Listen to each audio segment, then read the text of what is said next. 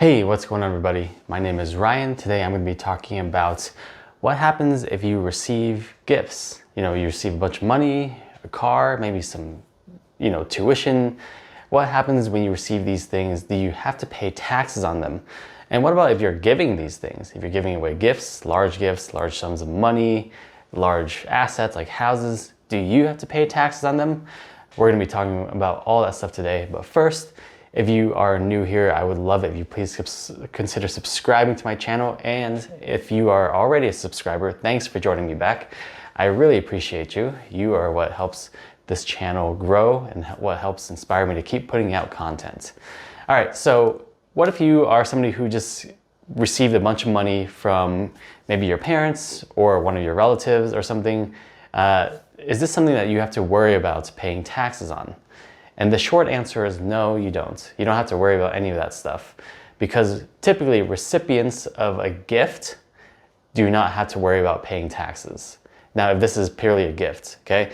Obviously, if you worked for this money and you earned it somehow, then that actually becomes income, like earned income, and then you will probably have to pay taxes on it. But if you simply just received a gift, whether it's money, a car, equity in a house, or an actual house, that is not something you have to worry about paying taxes on. So if you do receive this money or gift, what do you have to do? Well, you don't really have to do anything. The only time you might have to maybe do something is if you received a gift from a foreign person, from a foreign country, from a foreign bank account, then you might have to report that transaction, but it's still not considered as income. The government just wants to know about it. Joe Biden just wants to know about what's going on. And, Joe wants to know. And I'm just messing. It's not really Joe Biden. It's just the government wants to know what's going on. If you are receiving money from foreign people, the US wants to track that kind of stuff. All right, now that's the easy part. When you receive money, you don't have to do anything basically. So what about if you want to give money or give gifts? What do you have to do there? Well, the IRS does have an annual gift tax exclusion. For 2022, that exclusion is $16,000 per person. That means that you can give up to $16,000 to anybody, and as long as it falls under $16,000, you don't have to do anything. So you can give $16,000 to grandkid number one, and then $16,000 to grandkid number two, and $16,000 to your child. That kind of thing, you don't have to do anything. It's $16,000 per person. Now, if you are married, it's $16,000 per spouse. That means a total of $32,000 that you can give to each person without worrying about any kind of gift tax or worry about any types of filings or anything like that.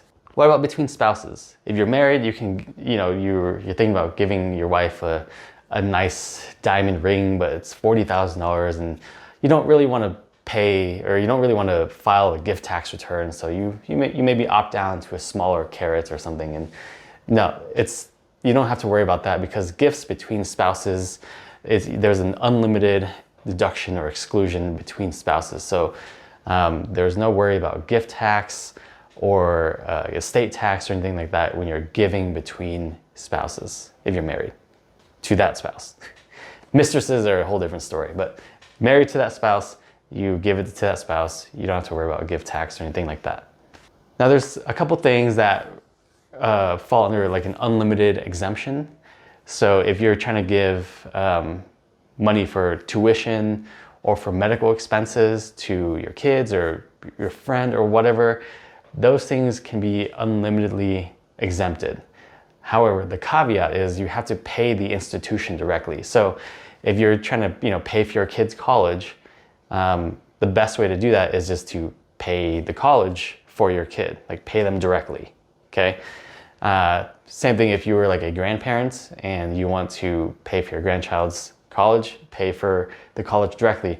If you give the money to your grandchild to reimburse them for the college tuition, that might become a gift taxable event, okay? So you have to pay the college directly. Same thing with medical expenses. If you want to pay for someone's surgery, you got to pay the hospital or the primary care facility or whatever directly in order for you to qualify for the unlimited exemption there.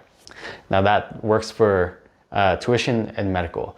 So a common thing that people do is they buy vehicles or a car for their kids. Now, obviously that doesn't fall under the unlimited exemption there. That's still subject to the $16,000 or $32,000 gift tax annual exclusion. So as long as the car is under $32,000, if you're still married, then you don't have to worry about anything. Now, if you're in a position where you're giving a kid a car, it's most likely their first car, and you most likely don't want to give them a car that's worth more than $32,000. You probably don't even want to give them a car that's worth more than $16,000. So usually most people are covered there, unless you're super rich and you want to give your kid like a Cadillac or something. That's a whole different story. So just remember, even with your kids, $32,000 exemption each year if you're still married. What if you want to give gifts larger than that? You know, what if you want to give a significant gift like $100,000 or even $1 million? What do you have to do there?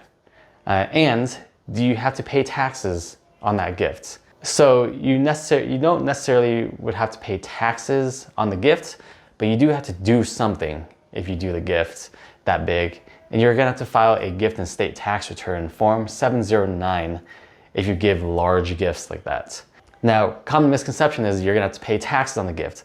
And while technically you don't have to pay taxes, it does fall under the same tax bucket as the estate tax exclusion, the lifetime estate tax exclusion, which I'll talk about here in a second. But basically, if you do give large gifts, just know you should voluntarily file Form 709 to stay on the IRS's good side. Now, most people in this country won't have to pay gift tax ever in their lifetime, okay? That's most people. And that's because gift tax is tied to estate tax. Now, the estate tax exclusion is what I talked about earlier. Every time you give a large gift, it reduces that exclusion.